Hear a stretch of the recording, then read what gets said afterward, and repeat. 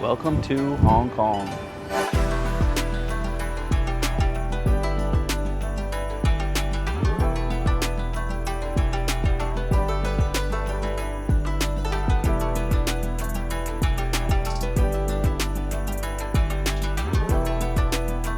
Hong Kong was not what we expected, and not in the way you probably think.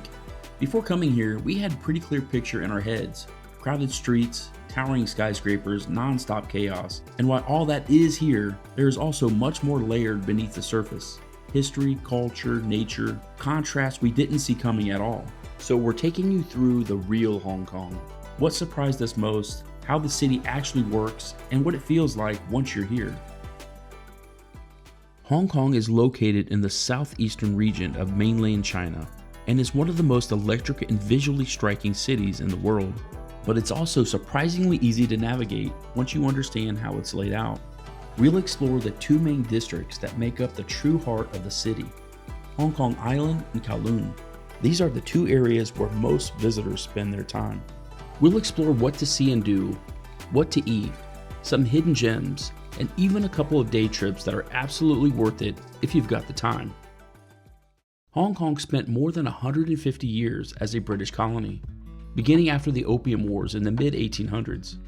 That era shaped everything: the legal system, the architecture, the education system, and even the city's love for afternoon tea. In 1997, Britain handed Hong Kong back to China, and it officially became a Special Administrative Region, or SAR. But here's where things get interesting. Hong Kong operates under a framework known as One Country, Two Systems, meaning China is a communist country, but Hong Kong maintains a separate capitalist system with its own currency, borders and immigration, court and legal system, and economic and financial rules. For decades, this made Hong Kong one of the world's most important global business hubs, essentially a free market capitalist city existing within the communist nation. That contrast shaped the identity and gave Hong Kong that unmistakably East meets West character that you feel everywhere. Today, around 7.5 million people live in this tight cluster of islands, and you feel the energy the moment you walk outside. Weather-wise, Hong Kong has a subtropical climate, meaning hot, humid summers, mild winters, and occasional typhoons. The best time to visit? October to December. Warm, clear days, and some of the most gorgeous skyline views you'll ever see. Getting around is ridiculously easy.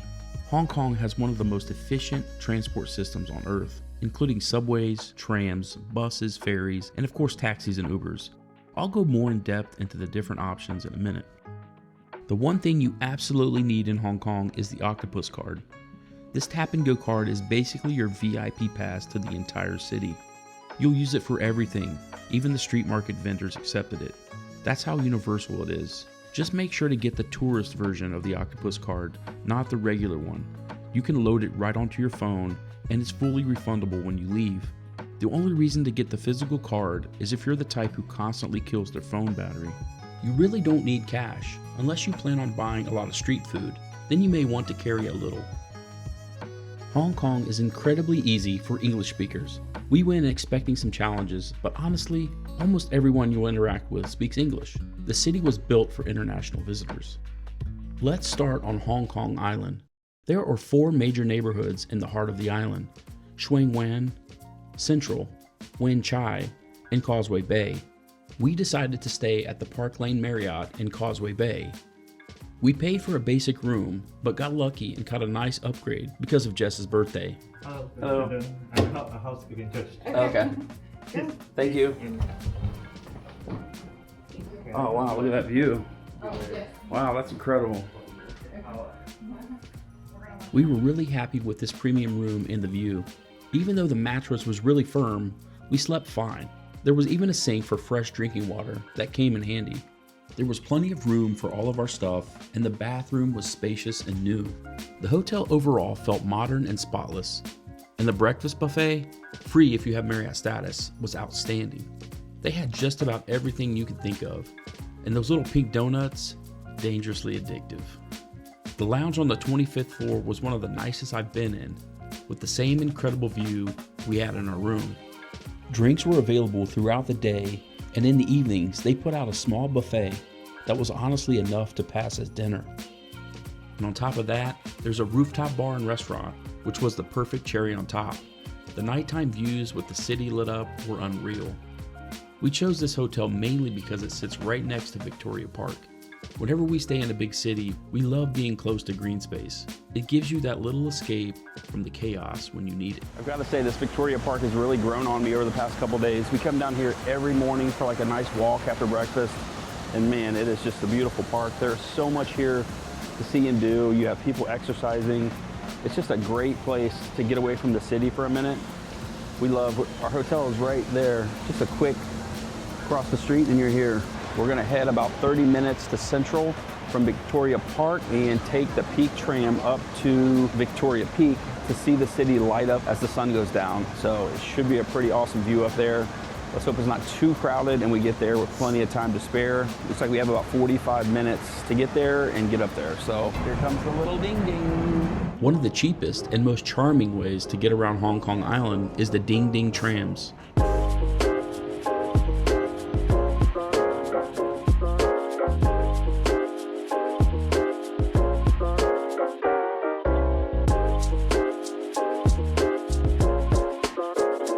These double-decker trams have been running since 1904, making them one of the oldest continuously operating tram systems in the world.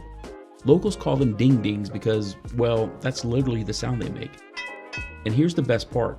It costs just 3 Hong Kong dollars, basically pocket change, for a ride anywhere along the line that stretches the length of the island, nearly 20 miles of track. That makes it the least expensive form of transport on the island, and honestly one of the coolest. You get on in the back and you get off in the front after tapping your Octopus Card. There are even older style heritage trams and specialty tour trams, some with open top decks. It's cheap, it's iconic, and it's hands down one of the best ways to experience Hong Kong Island, the way locals have for more than a century. One thing that you can't help but notice that I've only ever seen here is all the bamboo scaffolding. You'll see it wrapped around buildings all over the city. It's real bamboo held together with black nylon ties. This building method really took off in Hong Kong during the early 1900s, when the city was booming and construction needed to be fast, cheap, and adaptable. It worked well for them, and that's why it's still in use today. We made it to the Peak Tram station with plenty of time to spare. Hong Kong Park is just across the street, so we decided to check it out, and we were surprised.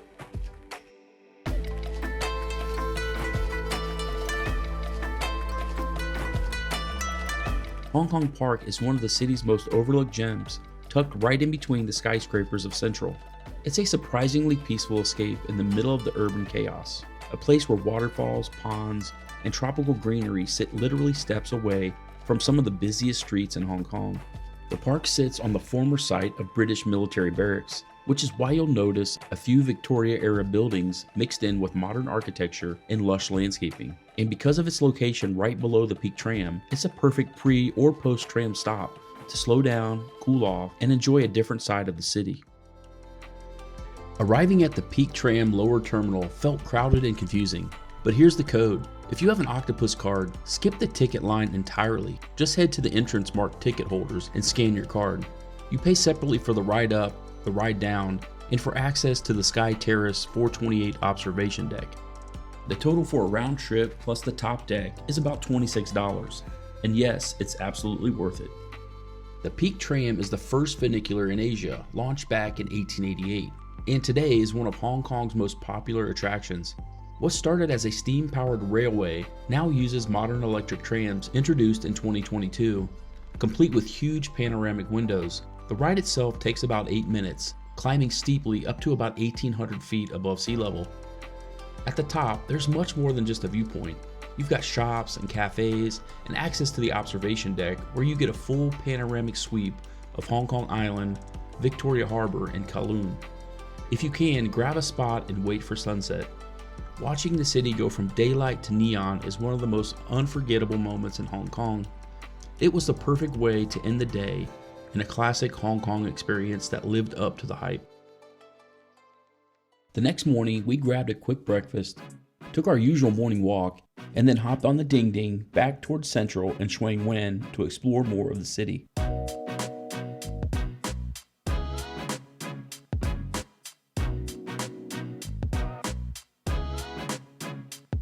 Our first stop, the mid-level escalators.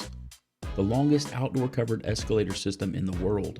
It stretches over 2,600 feet and runs uphill during the day, then reverses direction in the evening. It's a fun ride and a great way to see the neighborhoods from above street level. About halfway up, we spotted the Bakehouse, the pastry shop that's basically took over social media. The line was long, so we figured we'd see if the hype is real. The pastries look incredible. Seriously, 5 stars for presentation, but I didn't pay much attention to the prices until I checked the receipt. Let's say the shock was real. For the cost, it felt way overhyped. Beautiful, yes. Worth the price, not for us. Thumbs down on that one. And the donut with the brown filling, straight up nasty. Just a block away is the old Central Police Station, turned massive heritage and art complex. The best part, it's completely free. The site dates back to the mid-1800s and includes the former police headquarters, prison cells, and the colonial courtyard buildings, all beautifully restored. It's one of the most impressive examples of preserved history in Hong Kong. From there, we continued into Sheung, a lively, laid-back neighborhood known for its cafes, indie shops, and artsy vibe. We walked along the famous Hollywood Road, checking out the murals and street art, though honestly, it was a bit underwhelming, more like a normal road with a few scattered murals than a full-on art district. Eventually, you reach the Man Mo Temple, one of the oldest and most important temples on Hong Kong Island.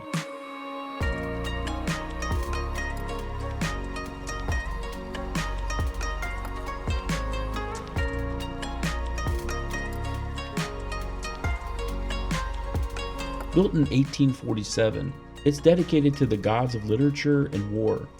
And inside you'll find giant hanging incense coils, filling the air with smoke and a really atmospheric old Hong Kong feel. It's definitely worth checking out and grabbing some shots for the camera roll. We decided to head back to Causeway Bay and our hotel for a quick recharge. But first we wanted to grab some lunch at a spot that we had heard about, and it was just a short walk away. We're walking through Victoria Park on our way to Sister Wa's beef and brisket noodle spot. It's supposed to be the best in this area. So let's see how it stacks up.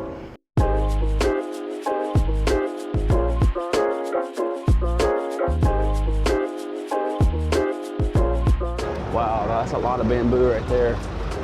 Holy smokes. Probably took him a year just to put this freaking bamboo up. Intricate. There it is, right there. Sister Wa.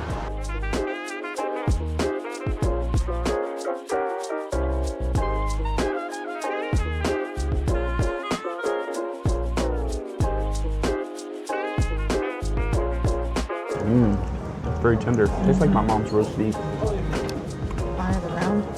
Yeah, don't you think? Can I add chili oil to this? Sure. There's no rules. There Anything are. goes at Sister Wa's beef noodles. Anything goes? Anything. 162 Hong Kong dollars. How much is that? I gotta say, this one was a hit. This place is tiny, humble, and absolutely legendary. No fancy decor, no gimmicks, just bowls of pure comfort food that locals have been devouring for years. If you're a brisket fan, this is non-negotiable. After a quick recharge back at the hotel, it was time to cross the Victoria Harbour and head over to Kowloon.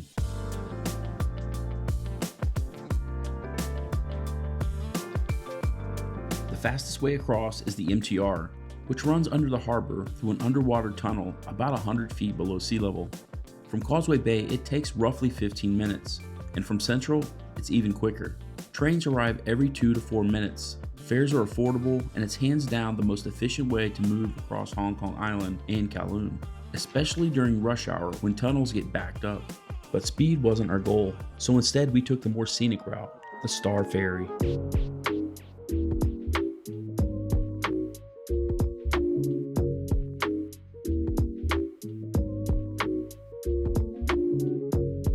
The Star Ferry has been crossing Victoria Harbour since 1888, making it one of the oldest operating ferry services in the world. Ferries run every few minutes, and the ride only takes about 8 to 10 minutes. A one-way ticket costs just 50 to 75 cents, easily one of the best deals in the city. The views are incredible, especially if you're heading towards Tsim Sha Tsui, where you're lined up perfectly with the Skyline. At night, this same stretch becomes the backdrop for the symphony of lights when the city fully leans into its neon personality. Once you step off the ferry, you're right at the Avenue of Stars, Hong Kong's version of the Hollywood Walk of Fame. The waterfront promenade celebrates the city's legendary film industry, and the highlight is the Bruce Lee statue, one of the most photographed spots in Kowloon. Even if you're not a huge movie buff, this is one of the best places to slow down, take in the skyline, and grab some of those classic Hong Kong harbor shots. Heading into Kowloon, things get a little more chaotic, and this is where you really want to eat like a local. Some of the best dim sum, roast duck, noodles, and street snacks in the city are found here. I recommend taking a food tour in order to get some real insight on what locals eat. I'll list some that I recommend in the description below. There are so many great places to eat across the city that it's impossible to cover them all, so I put together this quick reference list. One item we came across is the century egg. Despite the name, it's not actually 100 years old, and it's not a fertilized egg with a dead baby chick inside like you'll find elsewhere in Asia. It's a preserved duck egg, cured and fermented for several weeks. The yolk turns dark and creamy, and the white becomes a translucent dark brown, and it's often served with ginger. Flavor-wise, it's surprisingly mild and nowhere near as intense as people expect.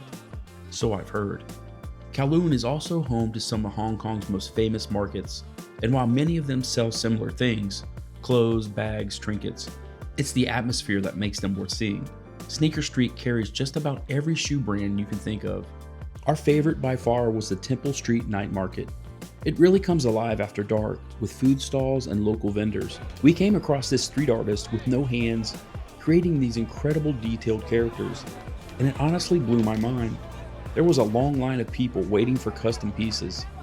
Seeing that level of skill and creativity, especially in the face of such physical challenges, was truly inspiring. It goes to show that people can achieve amazing things when they try. Most of the other markets feel fairly similar, with the big exception being wet markets and the goldfish market, which feel more unique and generally local. Mong in the northern part of Kowloon is where you go for an authentic, old-school Hong Kong feel. It's one of the most densely populated areas on Earth, and you feel it instantly. Neon signs stacked on top of each other, narrow streets packed with people, and street food everywhere. It's chaotic, loud, and overwhelming, but also one of the most honest snapshots of everyday Hong Kong life.